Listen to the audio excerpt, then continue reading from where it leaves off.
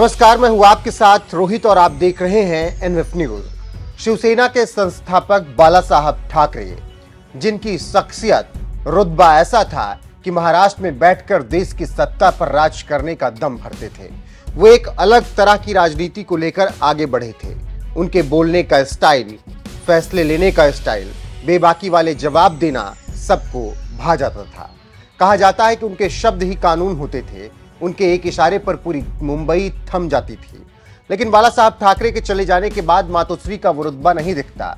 शिवसेना भी टूट चुकी है। उद्धव ठाकरे पिता की विरासत को संभालने की कोशिश कर रहे हैं, लेकिन उनके लिए चीजें आसान नहीं दिख रही हैं। इसी बीच ऐसा लग रहा है कि उद्धव ठाकरे के बड़े भाई भी उनकी टेंशन बढ़ाने वाले हैं, क्योंकि उद्धव ठाकरे को अपने पिता की राजनीतिक विरासत मिली, लेकिन बहुत ही कम लोगों को मालूम है कि उद्धव ठाकरे के एक बड़े भाई भी हैं, जिनका नाम जयदेव ठाकरे है, और उन्हें बाला साहब की राजनीतिक विरासत का शायद एक अंश भी नहीं मिला।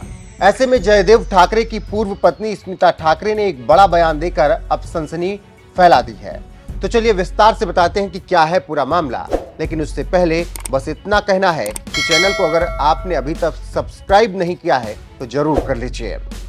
जानकारी देते चले कि उद्धव ठाकरे के बड़े भाई जयदेव ठाकरे की पूर्व पत्नी से एक सवाल किया गया, जिसमें बाला साहब की विरासत के बारे में पूछा गया कि क्या बाला साहब ठाकरे ने अपने एक बेटे के साथ अनदेखी की, जिसके जवाब में जयदेव ठाकरे की पूर्व पत्नी स्मिता ठाकरे ने जो जवाब दिया उसे सुनकर सब हैरान रह जाएंगे। इसलिए मैं पूछ रही हूँ क्योंकि सबको माना जाता था कि हाँ they will head Shiv Sena, no this one will head Shiv Sena, that one will head. Now when your marriage broke up, strangely enough, which was a unique thing, is that your husband left the house और आप रहीं घर में। तो उस वक्त भी लोग बोल रहे थे कि why did he leave the house? Usually बहू निकलती है। तो ये यही इंडियन मेंटालिटी। हाँ, करेक्ट।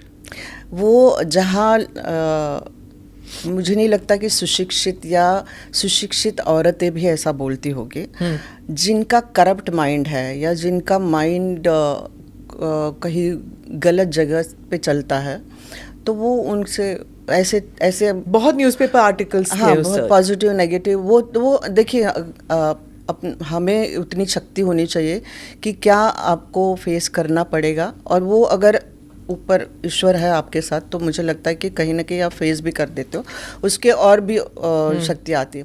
रीज़न ये था कि वो साहब, जिनको आप बाला साहब जी के नाम से जानते हो, उनके कुछ सिद्धांत हो, और वो सिद्धांत को अगर आप जानते हो या मानते हो तो डेफिनेटली ये निर्णय जो भी उन्होंने लिया था वो उस पर कोई शक नहीं करेगा। क्योंकि वो लड़का है, अगर लड़का काबिल नहीं है जो भी है, और कुछ कारण की वश अगर उन्होंने ये निर्णय लिया है, मेरे झोली में 2 बच्चे थे और मैंने तो कुछ गलत काम किया नहीं था।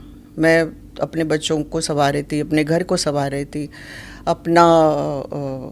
अपने सास ससुर की सेवा कर रही थी, तो मैंने कुछ गलत तो किया नहीं। तो प्रश्न उठता ही नहीं है कि मुझे घर से बाहर क्यों निकाले, और एक औरत है इसलिए आप उनको घर से बाहर निकाले, ये कहाँ का न्याय है? तो वो जो निर्णय उन्होंने लिया वो उनकी तरफ से सही निर्णय था। तो स्मिता ठाकरे ने साफ कहा कि मैंने कभी भी ऐसा नहीं सोचा कि साहेब ने गलत निर्णय लिया। बताते चले कि स्मिता ठाकरे फिल्म अभिनेत्री थी और उनकी शादी बाला साहब ठाकरे के दूसरे नंबर के बेटे जयदेव ठाकरे के साथ 1986 में हुई, लेकिन फिर दोनों 2004 में अलग हो गए। ऐसे में अब यहाँ जयदेव ठाकरे के बारे में भी जानना बेहद जरूरी हो जाता है। तो चलिए बताते हैं कौन है जयदेव ठाकरे। कौन है जयदेव ठाकरे? बाला साहब ठाकरे के 3 बेटे, बिंदु माधव ठाकरे, जयदेव ठाकरे, उद्धव ठाकरे।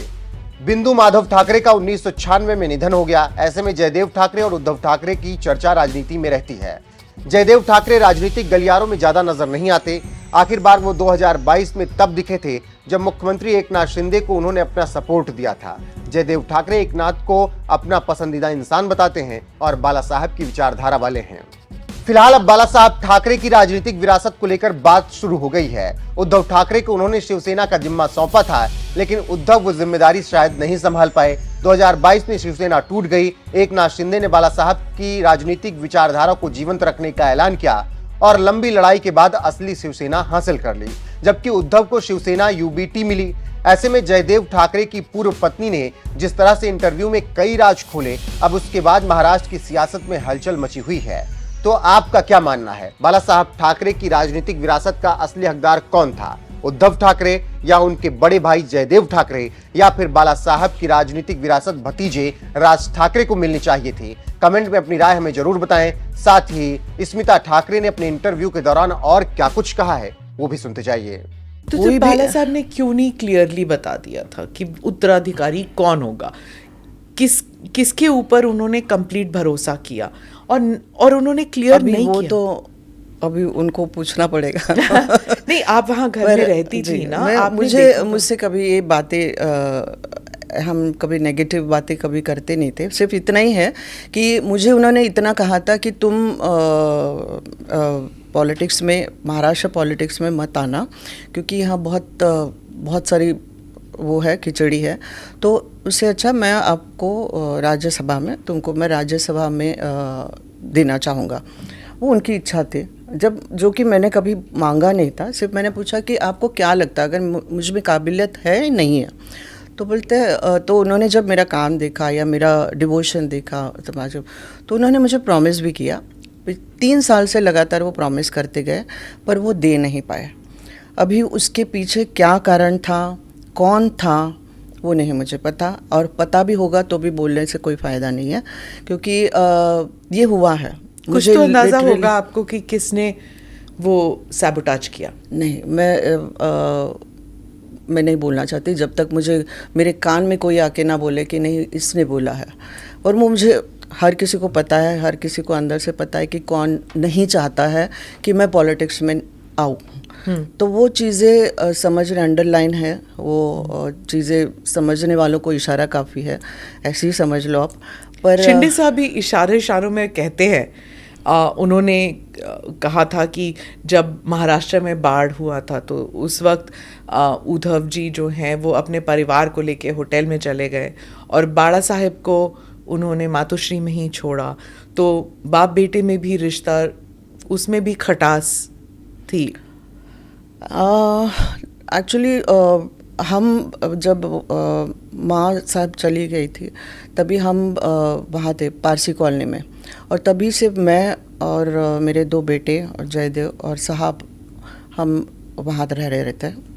तो उस वक्त मैं पूरा उन्हीं के साथ थी और उन्हीं की सेवा कर रही थी। वो जो दौर था, उनको माँ जाने के बाद का जो दौर था वो बहुत ही कठिन था, और उस वक्त मुझे इतना मत पता है कि मैं और मेरे बच्चे उनके साथ थे।